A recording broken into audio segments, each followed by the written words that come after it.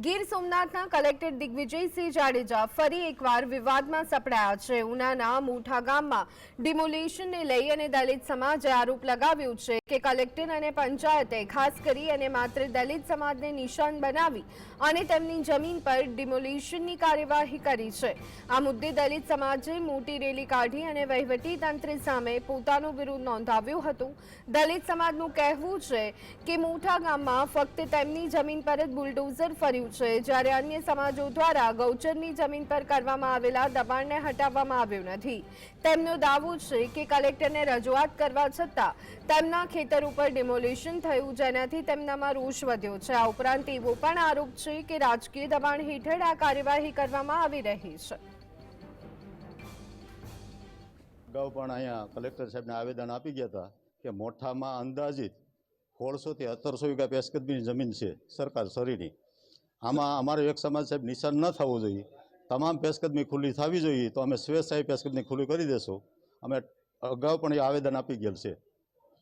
બરાબર, અમારી માંગ એ જ છે કે કોઈ પણ ઇતર સમાજ ગમે તે સમાજ હોય તમામની ખુલ્લી થવી જોઈએ, તો એવી અમારી માંગ છે।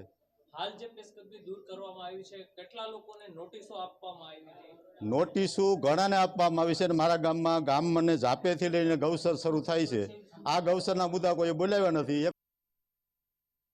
જે અમે આવેદનપત્ર અહીંયા આપ્યું છે શ્રી મુખ્યમંત્રીને કે અમે ઉના તાલુકાના મોઠા ગામના દલિત સમાજો ઉપર એક તરફી જે ડિમોલેશન કરવામાં આવ્યું છે અને અમારા દલિત સમાજના 35-40 વર્ષથી જે જમીનો ખેડતા હતા અને વાવતા હતા એનું તમામનું અનુસૂચિત જાતિ પૂરતી જ ડિમોલેશન કરી અને જે ફળાવ વૃક્ષો હતા એને કાપી નાખ્યા છે થડમૂળમાંથી।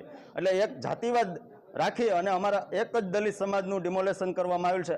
તમામ ઉના તાલુકાની અંદર અલગ અલગ ગામડાઓમાં પણ આવી જ રીતે કલેક્ટરશ્રીએ અને જે પ્રશાસને છે એ આ ડિમોલેશન એકતરફી કરવામાં આવ્યું છે।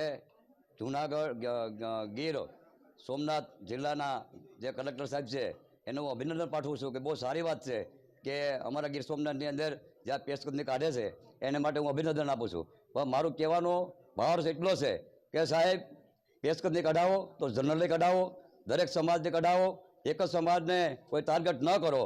આજે ઉના તાલુકાની અંદર જે નાઠેલ ગામમાં અને મોઠા ગામની અંદર જે પેશકદમી દૂર કરવામાં આવી છે એ ફક્ત ને ફક્ત અહીંના તમારા કહેવાતા જે સ્થાનિક તંત્રોએ જે સર્વે કર્યું છે એ સર્વેની અંદર જ્યાં ત્યાંના સરપંચોને રાખીને જે રાજદેશની કિનાખોરી રાખી અને અમારા એક જ સમાજને ટાર્ગેટ કર્યો છે। આજે હજારો વીઘા ગૌશરણ ઉના તાલુકાની અંદર છે, કેમ એને નથી કાઢવામાં આવતું? ને ફક્ત અમને દલિતોને જે ટાર્ગેટ